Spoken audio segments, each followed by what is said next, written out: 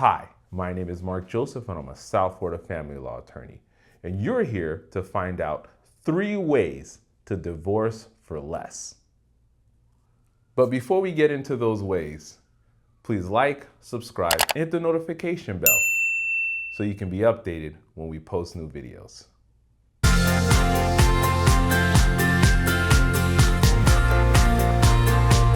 The first way to divorce for less is to have no children, assets, or income issues.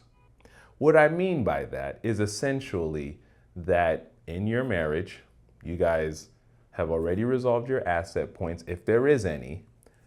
No one's seeking alimony from the other person, and that you don't have children. In these scenarios, this could be considered a simplified divorce. What a simplified divorce is, and it has a special description in the Florida statute, it is essentially when parties have no assets, no children, and no financial issues to deal with. But even if you do have some sort of financial issues to deal with, like let's say you guys have a house or you guys have bank accounts together, but you guys know what you're gonna do with it, you can still treat this case like it's uncontested. And there's 2 ways to go into it, but the first way, which kind of goes into the sort of simplified route, is you resolve those issues before you file. If you have a bank account together, split the money, close the account. If you have a car together, deal with the refinancing, get the car out of whoever's name who's not going to keep the car.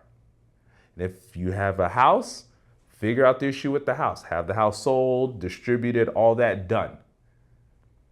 If you can go in front of the court and make the determination, or at least say to the court that there are no asset or liability issues to be divided, neither party wants alimony from the other person, and we don't have any children, you can get divorced either simplified or uncontested. So the second way that you can divorce for less is if you do have some of those asset and debt issues, maybe even some children, but you guys have already resolved those issues.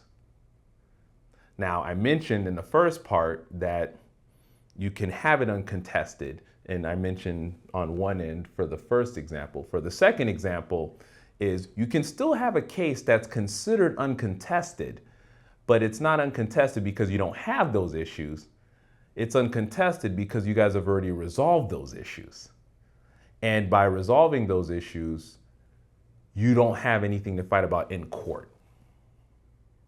So in this scenario, you might have a home that you're not going to sell before you file, or you do have children, or there is a situation where some alimony is going to be paid or someone's going to give each other money. You can still divorce for less, may not be as less as the first example, but still for less.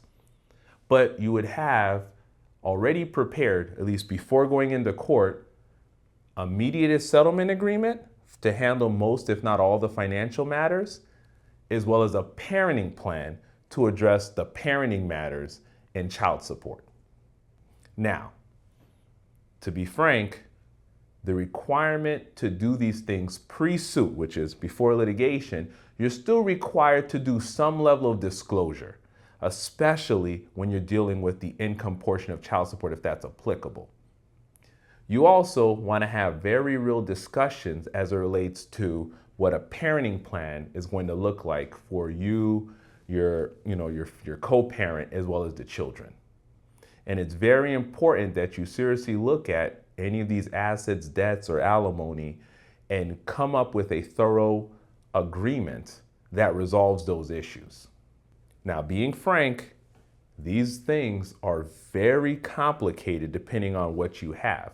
However, there is situations in which you can actually, both you and the other parent or your spouse can go to a mediator without lawyers even, and have that mediator, who is an objective third party, assist you in negotiating these aspects of your divorce.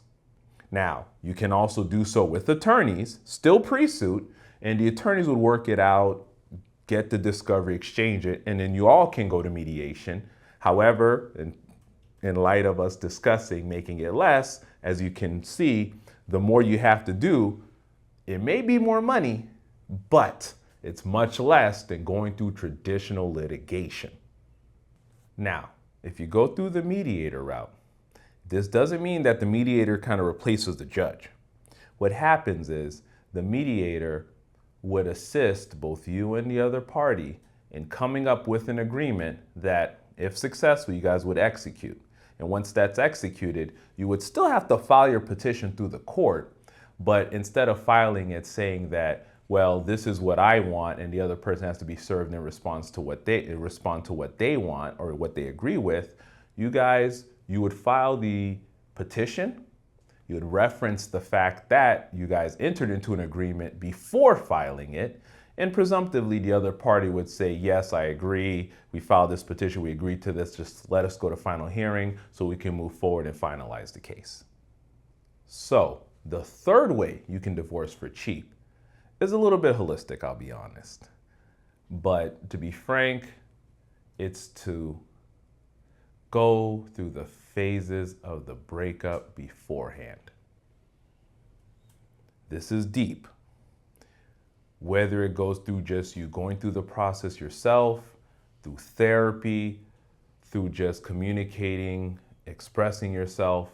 In my experience, the people who have gone through the stages of their divorce or breakup spend so much less on the divorce or the paternity matter, child support, whatever it is.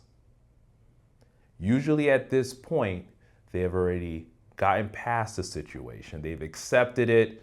They've dealt with the frustration. They've dealt with the hurt, whatever those emotions are, and they are ready to move on.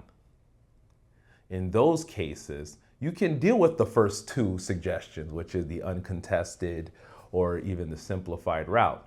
Now, sometimes you just have to litigate. At the end of the day, there are certain situations such as relocation. Sometimes people don't agree as to how much child support should be. Maybe there's still some things that need to be figured out.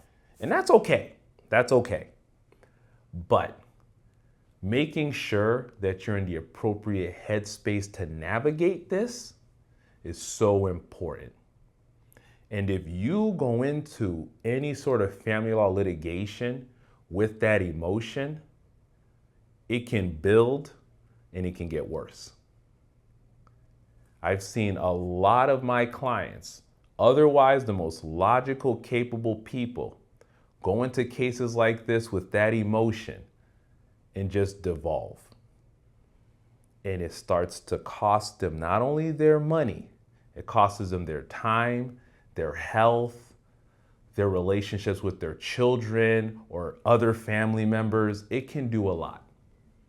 So if there's anything you take from this video, it's sometimes you can't control it, but during the process of navigating the legal aspect of your case, navigate the emotional aspect of your case.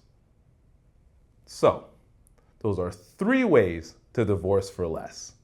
Now, I wish I could give you something a little bit more direct or specific, but in my experience, these are 3 things that I've seen time and time again turn a case that can be worth tens of thousands of dollars in fees or have that much cost to the parties be something that can be done for less than a few thousand, maybe a few hundred.